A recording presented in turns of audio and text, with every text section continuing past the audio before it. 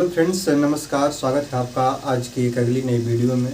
दोस्तों, आज की वीडियो में हम बात करने वाले हैं हिंदी के बेस लेवल से। आज हम स्टार्ट करेंगे, जानेंगे कि हिंदी के क्या क्या मुख्य भाग हैं, हिंदी की कैसे शुरुआत हुई है, और मैं आपको जितने भी वीडियो प्रोवाइड कराऊंगा सभी बेस लेवल से लेकर सरल लेवल से लेकर आपको अंतिम लेवल तक ग्रामर पोर्शन जितना भी हिंदी का है सभी मैं कवर कराऊंगा।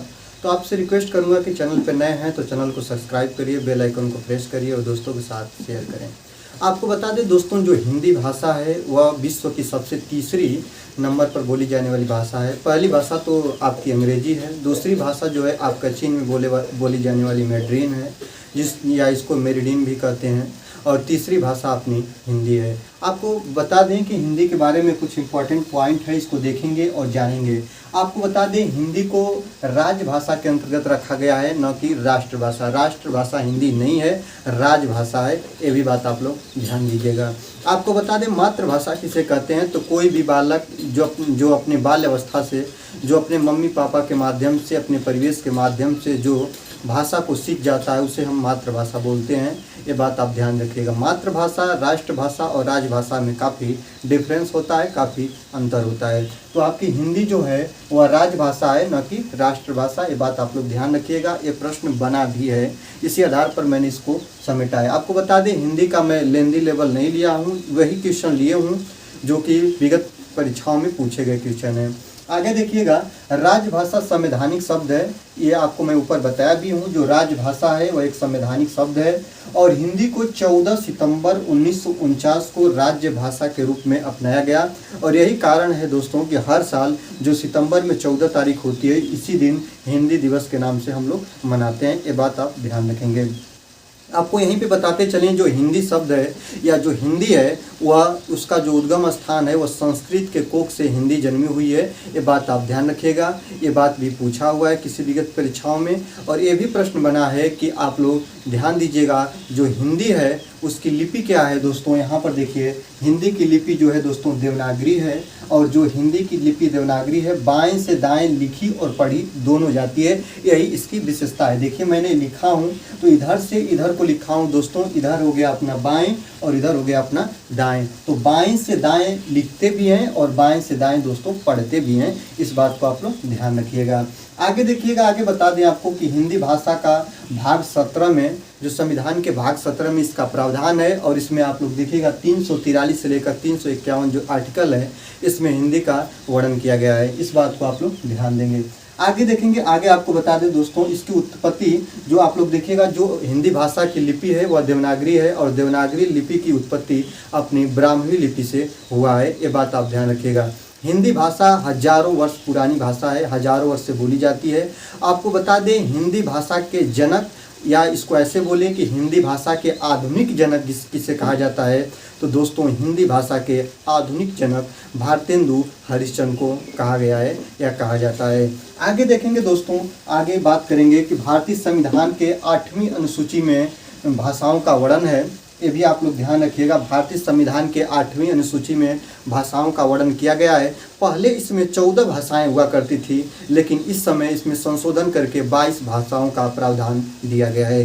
कितनी भाषाएं दोस्तों इस समय अपने संविधान 8वीं अनुसूची के संविधान में आप 8वीं अनुसूची पढ़िएगा, 8वीं अनुसूची में आपको 22 भाषाओं का प्रावधान मिलता है। आगे देखेंगे, भाषाओं के आधार पर, हिंदी भाषा के आधार पर या अपने राज्य भाषा के आधार पर प्रथम राज्य कौन बना था, तो काफ़ी लंबे संघर्ष और आमरण अनशन के बाद 1 अक्टूबर 1953 को आंध्र प्रदेश राज्य का निर्माण हुआ, जो भाषा के आधार पर यह राज्य बना हुआ है। ये भी बात आप लोग ध्यान देंगे।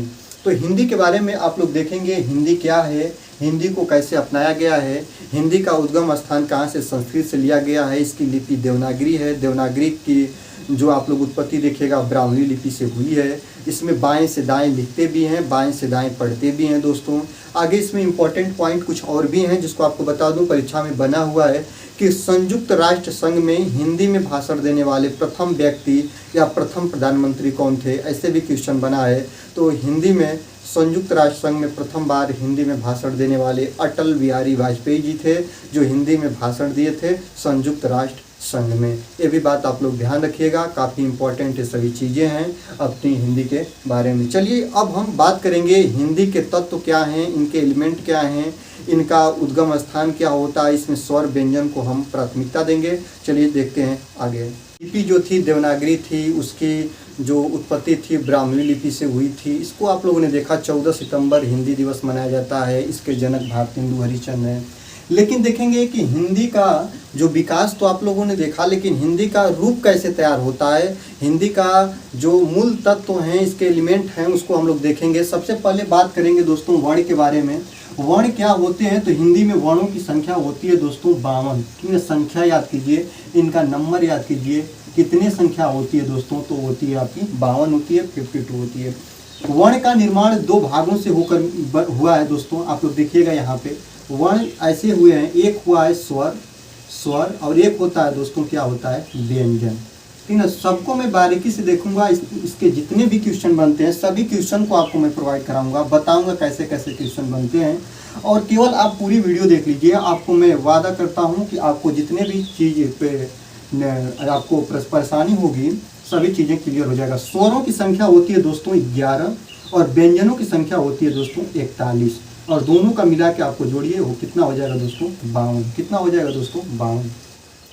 अब देखिए व्यंजन का बात तो हम थोड़ा बाद में करेंगे, लेकिन सबसे पहले बात करेंगे स्वर की दोस्तों। किसकी बात करेंगे, स्वर की। अब देखिए यहाँ पे मैं आपको बता दूं, स्वर भी 2 प्रकार से मिलकर बने होते हैं। एक होता है दोस्तों ह्रस्व स्वर, और या इसी को दोस्तों बोलते हैं मूल स्वर। क्या बोला जाता है दोस्तों, मूल स्वर। और ये होता है दीर्घ स्वर। क्या होता है दोस्तों, दीर्घ स्वर। मतलब ह्रस्व का मतलब छोटा होता है दोस्तों, और दीर्घ का मतलब क्या होता है, बड़ा होता है। अब देखिए आपको बता दें ह्रस्व स्वरों की संख्या कितनी होती है। आप लोग देखिएगा यहाँ पे 4 होती है, और दीर्घ स्वरों की संख्या कितनी होती है दोस्तों, 7 होती है। यहाँ पर देखिए मैं आपको कुछ पॉइंटें हैं जो इसको आप लोगों को दिखाऊं। यहाँ पे मैं व्यंजन को मिटा रहा हूँ और आपको स्वर को 2 बराबर भागों में बांटा। एक था ह्रस्व स्वर जिसकी संख्या थी यहाँ पे दोस्तों 4, और एक था दीर्घ स्वर और इसकी संख्या थी दोस्तों कितना, 7। 7 और 4 जोड़िएगा, 7 + 4 = 11 हो गया, 11 हो गया। ठीक है, अब देखिए ह्रस्व स्वर क्या क्या होते हैं। यहाँ पे देखिए आप लोग ध्यान दीजिए स्वर क्या होते हैं। तो स्वर वे वर्ण कहे जाते हैं जो बिना किसी अवरोध के बोले जाते हैं। ठीक ना, बिना किसी अवरोध के बोले जाते हैं। स्वर वे वर्ण कहे जाते हैं जो बिना किसी स्वर वे शब्द कहे जाते हैं जो बिना किसी रुकावट या संघर्ष के बोले जाते हैं, या किसी दूसरे वर्ण की सहायता उसमें नहीं ली जाती है, उसको हम लोग स्वर बोलते हैं। ठीक है, स्वरों की संख्या 11 होती है।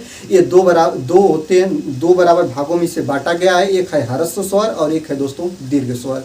ह्रस्व स्वर की संख्या 4 होती है। देखिए जो आप लोग देखिए अ, फिर इसके बाद दोस्तों छोटी ई, यहाँ पे देखिए छोटा ऊ, और ये देखिए ऋषि वाला री। कितने हो गए, 4 हो गए। और यही आपका क्या है दोस्तों, ह्रस्व स्वर है। ये क्या है, ह्रस्व स्वर। अब ये देखिए आपका दीर्घ स्वर क्या होता है दोस्तों, आ, फिर इसके बाद बड़ी ई, इसके बाद दोस्तों बड़ा ऊ, इसके बाद एनक वाला ए, फिर आए, फिर ओ, और फिर दोस्तों औ। एक इनकी संख्या 1 2 3 4 5 6 7। तो ये आपके क्या हो गए दोस्तों, दीर्घ स्वर हो गए, और ये आपके क्या हो गए, ह्रस्व स्वर हो गए। ठीक ना, ये बात आप लोग ध्यान दीजिएगा। अब देखिएगा यहाँ पे यही पूछता है कि ह्रस्व स्वर की संख्या कितनी होती है, 4 होती है। दीर्घ स्वर की संख्या कितनी होती है, 7 होती है। इसमें यह भी पूछता है दोस्तों, आप लोग देखिएगा स्वर की संख्या कितनी होती है, तो आप लोग बोलिएगा 11 ना कि 13। कितने लोगों को डिफिकल्ट मैटर होता है, कंफ्यूज में पड़ जाते हैं कि अ आ ई में तो पूरी संख्या कितनी होती है दोस्तों, 13 हो जाती है। लेकिन उसको आप लोग ध्यान दीजिएगा, स्वरों की संख्या 11 बताई गई है। वह अनुनासिक और अनुस्वार हैं, उसको भी हम ध्यान में आपको दिलाऊंगा। लेकिन सबसे पहले स्वरों की संख्या आपका 11, ह्रस्व स्वर 4 और दीर्घ स्वर दोस्तों कितने, 7। ये भी बात ध्यान रखिएगा। यहीं पे थोड़ा सा मैं आपको एक और चीज़ भी का ज्ञान करा दूं। यहीं पे मात्रा देखिएगा थोड़ा, यहाँ पे देखिए, यहाँ पे जैसे कि आप लोगों को मात्रा बता दूं, अ, पहले अ आई लिख लीजिए, आ, यहाँ पे छोटी ई, यहाँ पे बड़ी ई, यहाँ पे ऊ, ये छोटा ऊ, और यहाँ पे बड़ा ऊ, यहाँ पे री, यहाँ पे एनक, फिर ऐ, फिर आई ओ, और फिर दोस्तों आई औ। यहाँ पे मात्रा देख लीजिए, मैं सभी मात्रा तो आपको नहीं बताऊंगा, इसमें तो आप लोगों को कंफ्यूज नहीं रहता है दोस्तों। कंफ्यूज किस में होता है, इसी 4 में कंफ्यूज होता है। तो 4 का कंफ्यूज देख लीजिए, छोटी ई, बड़ी ई, छोटा ऊ, बड़ा ऊ। यहाँ पे देखिएगा, यहाँ पे ये देखिए आपका ये बड़ा ऊ है और ये आपका छोटा ऊ है, समझ में आया। यहाँ पर देखिए ई और ई, ठीक है, इसमें इधर से आगे से होता है या छोटी ई होती है, और जो इधर पीछे से होता है वो क्या होती है दोस्तों, वह बड़ी ई होती है। ये भी बात आप लोग ध्यान दीजिएगा, इस चीज़ों को आप लोग ध्यान से देखिएगा, ठीक ना। तो इसको आप मात्राओं का ज्ञान कर लिए, स्वर क्या होते हैं इसको देख लिए। अब चलिए चलते हैं आपको लेकर व्यंजन की दुनिया में। व्यंजन कितने होते हैं, आपके व्यंजनों की संख्या होती है दोस्तों 41, 41। तो व्यंजन को देखेंगे, और आप लोगों को अगर वीडियो अच्छी लग रही है तो वीडियो को लाइक जरूर करें, दोस्तों के साथ शेयर करें, और जितने भी पॉइंट हैं मैं आपको सभी पॉइंट आपको इजीली बताने का प्रयास कर रहा हूँ, सरल से सरल तरीका। इससे कोई सरल तरीका हो ही नहीं सकता। स्वर व्यंजन क्या होते हैं, स्वरों की संख्या कैसे कैसे, व्यंजन की संख्या, व्यंजन को देखेंगे, काफ़ी इंपॉर्टेंट है। चलिए स्टार्ट करते हैं व्यंजन के बारे में। तो दोस्तों देखेंगे, आप लोगों ने हिंदी में वर्ण देखा, वर्णों की संख्या 52 थी। इसके बाद वर्ण को 2 बराबर भागों में मैंने बांट दिया, एक था स्वर और एक था व्यंजन। स्वरों की संख्या 11 थी, व्यंजन की संख्या होती है दोस्तों कितना, 41, ठीक ना। तो आप लोग इसको आप लोग ध्यान से देखिएगा। ध्यान से देखने के बाद आप लोगों को पता चलेगा कि क्या क्या चीज़ें हैं जो कि परीक्षा से रिलेटिव चीज़ें हैं और इम्पोर्टेंट चीज़ें हैं। यहाँ पर देखिए, जो मैं क से लेकर और यहाँ पर आज्ञा के बाद स्र तक मैंने आप लोगों का ये व्यंजन को लिख लिया है। आपको बता दूं दोस्तों, यहाँ पर देखिएगा, आपको मैं यहीं पे क्लियर कराते चलूँ मैंने ऐसा क्यों लिखा है। अगर अभी मैं बोलूँगा क वर्ग बोलूँगा तो पूरा यहाँ से लेकर यहाँ तक की बात किया जाएगा। ये जो है दोस्तों, इसको मैं मिटा दूँ, इसको लिखूँगा क वर्ग। यहाँ दोस्तों क वर्ग का बात करेगा तो पूरा का बात करा जाएगा। अगर च वर्ग की बात कर लूँ तो यहाँ से लेकर यहाँ तक दोस्तों, ट वर्ग की बात करूँ यहाँ से लेकर यहाँ, त वर्ग की बात करूँ तो से लेकर न तक, और प वर्ग की बात करूँ प से लेकर म तक। यहाँ पर देखिएगा, जितने भी वर्ग की बात किया जाएगा तो ऐसे ऐसे आप लोग कर लीजिएगा, पहली बात। दूसरी बात देखिए, यहाँ पे मैं बता दूं कि व्यंजन किसे कहते हैं। ये जो आप लोग देख रहे हैं ये क्या है, सभी ये हैं दोस्तों क्या, व्यंजन। व्यंजन किसे कहते हैं, तो वे वर्ण, व्यंजन का आप परिभाषा क्या लिखिएगा, वे वर्ण जो स्वरों की सहायता से बोले जाते हैं उसे हम क्या बोलते हैं दोस्तों, व्यंजन बोलते हैं। आप कहेंगे कैसे, प्रूव कीजिए। तो यहाँ पर देखिए, जैसे मैं क ले लिया हूँ, क मैंने एक व्यंजन लिया, एक वर्ण ले लिया, और वर्ण तो ये पहले है, अब व्यंजन है कि स्वर है, आप ध्यान रखिएगा। जैसे इसको लीजिए, क ले लिया, क को आप बोलिए क, जब क बोलेंगे तो बाद में आपका क्या आएगा दोस्तों, अ आएगा। तो अगर क को तोड़ेंगे तो आप क और धन के यहाँ पे अ हो जाएगा, और जब इसको तोड़ेंगे तो यहाँ पे दोस्तों हलंत लग जाएगा। हलंत का मतलब होता है दोस्तों आधा, क्या होता है, आधा। तो क का निर्माण ऐसे हुआ है। जैसे ख ले लिया जाए दोस्तों, तो ख को अगर आप तोड़िएगा तो ख का भी निर्माण ऐसे मिलेगा आपको, ठीक ना। तो ऐसे ऐसे आप लोग इसी आधार पे कह सकते हैं, इसी आधार को प्रूफ मानते हुए आप कह सकते हैं कि जो व्यंजन होते हैं, व्यंजन का निर्माण स्वरों की सहायता से होता है। व्यंजनों की संख्या आपकी 41 होती है। क वर्ग में कितने व्यंजन होते हैं, 5, च वर्ग, ट वर्ग, त वर्ग, प वर्ग। यहाँ पे देखिएगा, एक क्वेश्चन बनता है कि पंचम वर्ण किसे कहते हैं, पंचम व्यंजन किसे कहते हैं दोस्तों। तो यहाँ से लेकर यहाँ तक के जो वर्ण हैं इनको पंचम वर्ण कहते हैं। ये भी बात आप ध्यान दीजिएगा। इधर से भी 5वें हैं और यहाँ से लेकर यहाँ तक भी 5वें हैं। इनको हम लोग बोलते हैं दोस्तों पंचम वर्ण। क्या बोलते हैं दोस्तों, पंचम वर्ण की संज्ञा दी जाती है। आगे दोस्तों, आगे आपको बता दूं, यहीं पे देखिएगा, इस चीज़ को मैं मिटा रहा हूं और आपको मैं यहीं पे सब कुछ लिखने का प्रयास करेंगे कि क्या क्या होता है, ठीक ना। आपको बोलेगा स्पर्शी व्यंजन किसे कहते हैं, स्पर्शी व्यंजन किसे कहते हैं।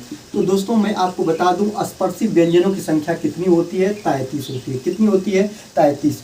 क से लेकर म तक के वर्ण को, व्यंजन वर्ण को हम लोग क्या बोलते हैं दोस्तों, स्पर्शी व्यंजन बोलते हैं। आप ऐसे भी बोल सकते हैं या आप ऐसे भी बोल सकते हैं। स्पर्शी व्यंजनों की संख्या आपको मैं यहाँ पे बता दूं, सॉरी, यहाँ पे 25 होगी। कितनी होगी दोस्तों, 25 होगी। 5, 5, 10, 5, 15, 5, 20 और 5, 25, यहाँ तक की बात किया गया दोस्तों। स्पर्शी व्यंजनों की संख्या कितनी होती है, 25 होती है। और यहाँ पे आप लोग जब इसको ध्यान से पढ़िएगा तो आपको बता दूं, क वर्ग से लेकर, कहीं ऐसे भी लिखा होगा, क वर्ग से लेकर आपका प वर्ग तक के व्यंजन को स्पर्शी व्यंजन का रूप देते हैं। क्या देते हैं? स्पर्शी व्यंजन का रूप देते हैं। इस बात को आप लोग ध्यान दीजिएगा, ठीक ना। जैसे आप लोगों का ऐसे भी और भी क्वेश्चन है, जैसे ज हो गया और यहाँ पे देखिए कहीं पे फ होगा, फ हो गया। ज और फ को आफत व्यंजन, आगत व्यंजन भी कहा जाता है। तो ऐसे भी क्वेश्चन बनते हैं। जैसे अब आगे देखिएगा, आगे आपको यही मैं बताने वाला हूँ। य, र, ल, व, ये क्या है? आपके संयुक्त व्यंजन है दोस्तों। क्या है? संयुक्त व्यंजन है। य, र, ल, व आपके संयुक्त नहीं, अंत्यस्थ व्यंजन है। अंत्यस्थ व्यंजन, ध्यान दीजिए, अंत्यस्थ व्यंजन किसे कहते हैं? य, र, ल, व को अंत्यस्थ व्यंजन कहते हैं। कहीं ऐसे भी बनता है, अंत्यस्थ व्यंजनों की संख्या कितनी होती है दोस्तों? तो कितनी होती है? 4 होती है। स्पर्शी व्यंजनों की संख्या कितनी होती है? 25 होती है। अंत्यस्थ व्यंजन किसे कहते हैं? य, र, ल, व को अंत्यस्थ व्यंजन कहते हैं। जैसे आप लोग देखिएगा, स, ह को कौन सा व्यंजन बोला जाता है दोस्तों? उष्म व्यंजन। पूछ देगा कि उष्म व्यंजन किसे कहते हैं, तो स, ह को उष्म व्यंजन कहा जाता है। और इसकी भी संख्या कितनी होती है दोस्तों? 4 होती है। कितनी होती है? 4 होती है। इस बात को आप लोग ध्यान दीजिएगा। आगे आपको बता दें, छत्री, त्र, अज्ञा और स्र ये भी व्यंजन है और इनकी भी संख्या कितनी होती है दोस्तों? 4 होती है। और इनको क्या बोला जाता है? संयुक्त व्यंजन इसी को कहा जाता है। संयुक्त व्यंजन इसी को कहा जाता है। आपको मैं ये भी बताऊंगा, संयुक्त व्यंजनों की संख्या 4, उष्म व्यंजनों की संख्या 4, अंत्यस्थ व्यंजनों की संख्या 4, स्पर्शी व्यंजनों की संख्या 25। कितनी है दोस्तों? 25। आप लोग जब इसको ध्यान से देखिएगा, आप लोग इसको ध्यान से परखिएगा, तो दोस्तों आपको व्यंजन जो होगा, व्यंजन ऐसे ही रूपों में मिल जाएगा। अब व्यंजन का उद्गम स्थान जो कि गले के आधार पर होता है, कि जैसे कि क वर्ग है, इसका उद्गम स्थान कहाँ से है? तो दोस्तों कंठ से है। इसको आप कैसे पता करेंगे? तो बोल कर पता करेंगे। क, जब क बोलिएगा तो आपको यहाँ से कंठ से आपका आवाज़ निकलेगा, कंठ से आपकी एयर निकलेगा, कंठ से आपका हवा निकलेगा। इस आधार पर आप कह सकते हैं कि जो क वर्ग है इसका उद्गम स्थान कहाँ है दोस्तों? अपना कंठ है। यही आपका कंठ है। जब आप बोलिए, देखिए इस चीज़ को आप रट कर नहीं याद कर सकते हैं, प्रैक्टिकली याद कर सकते हैं। क, जब आप क बोलिएगा तो अंदर से आवाज़ निकलेगा, ठीक ना। तो इसको कंठ व्यंजन बोलते हैं। इसका उद्गम स्थान कंठ होता है। च, छ, ज, झ ये तालु व्यंजन होते हैं।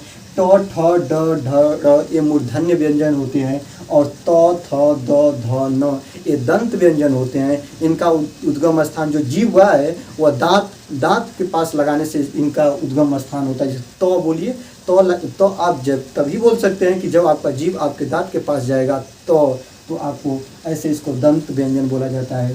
प, फ, ब, भ, म को ओष्ठ व्यंजन बोला जाता है। कौन सा व्यंजन बोला जाता है? ओष्ठ। ओष्ठ मतलब ओठ होता है, और बिना ओठ के उपयोग किए आप लोग ये वाला शब्द बोल ही नहीं सकते। इसी आधार पर इसको ओष्ठ व्यंजन कहा जाता है। बोल कर देखिए, प, आप ओ का दोनों ओठ सट रहा है और तभी आवाज़ आपकी ये निकल रही है। इस आधार पर इसको ओष्ठ व्यंजन कहा जाता है। य, र, ल, व को अंत्यस्थ व्यंजन कहा जाता है। स, ह को उष्म व्यंजन कहा जाता है। और छत्री, त्र, अज्ञा, स्र को संयुक्त व्यंजन कहा जाता है। इस आधार पर रहे आपके व्यंजन और इनके बोलने के रूप। आप लोग इसको कई बार पढ़िए, कई बार ध्यान दीजिए और कई बार समझिए। यहीं पे मैं आपको थोड़ा और भी बता दूं दोस्तों, ये भी प्रश्न बने हुए हैं। ऐसे पूछता है कि संयुक्त व्यंजन कितने होते हैं? 4। उष्म व्यंजन कितने होते हैं? 4। अंत्यस्थ व्यंजन कितने होते हैं? 4। स्पर्शी व्यंजन कितने होते हैं? 25। पंचम वर्ण किसे कहते हैं? तो इन पांचों को पंचम वर्ण कहा जाता है। लेकिन ऐसे कह देगा, छत्री का निर्माण कैसे हुआ है, त्र का निर्माण कैसे हुआ है, अज्ञा का निर्माण कैसे हुआ है, और यहाँ पे स्र का निर्माण कैसे हुआ है। तो आप लोग इसको कैसे बताएंगे, इसको थोड़ा ध्यान दीजिए। यहाँ पे जो आपका श्री है, यह स और र से मिलकर बना है। किससे बनकर बना है दोस्तों? स और र से मिलकर बना है। अज्ञा, जैसे मान लीजिए ज और इया से मिलकर बना है अज्ञा, ठीक है। त्र, त और र से मिलकर बना है। एक क और स से मिलकर बना है। ऐसे ऐसे जब आप लोग देखिएगा तो किसका निर्माण कैसे हुआ है, इसको आप लोग अच्छी तरीक़ा से देखेंगे, समझेंगे। आज की वीडियो बहुत लंबी हो रही है, मिलेंगे अगले वीडियो में ऐसे ही उत्साह के साथ। तो आप चैनल पर नए हैं तो चैनल को सब्सक्राइब करिए, बेल आइकन को प्रेस करिए और दोस्तों के साथ शेयर करिए। तब तक के लिए